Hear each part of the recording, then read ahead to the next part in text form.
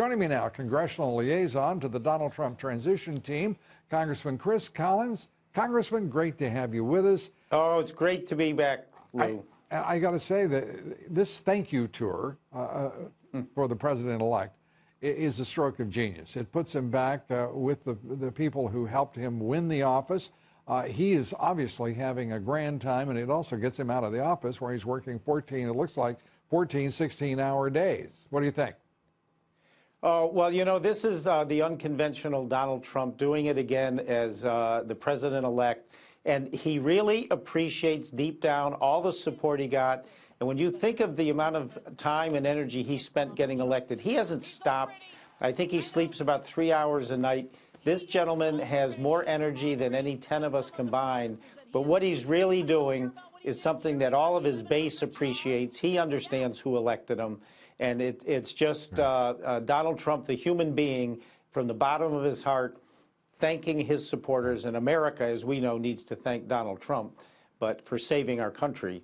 But I just think it's the greatest thing ever. Yeah, I do too, and I agree with you that gratitude should flow both ways without question.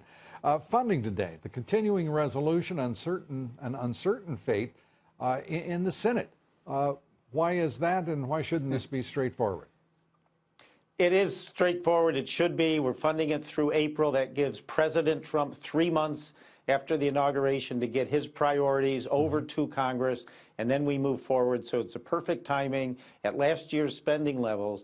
It comes down to, I think, an issue on coal miners, pensions, and health care, which we took care of through April.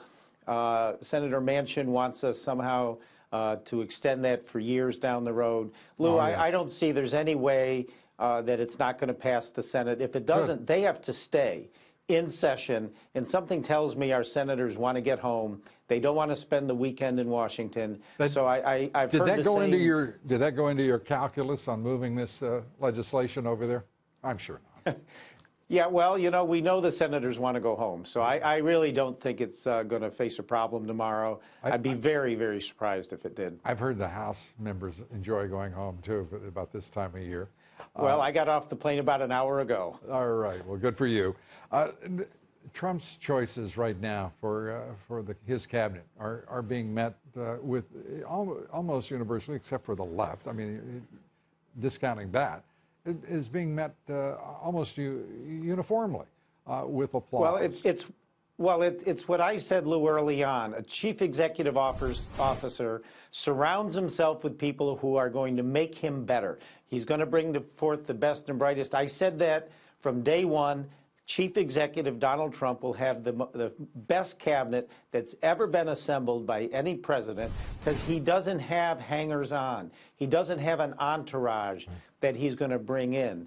And so what you're seeing is the best and the brightest, focused, dedicated men and women who are action-oriented. These are not folks, not bureaucrats coming into the Washington bureaucracy. These are private sector folks coupled with some generals and admirals, and let's say they're focused on a mission, they're focused on winning, they're laser focused. Did you say admirals? The team he's putting together are fabulous. Did you say admirals? Are you giving us a news break here tonight?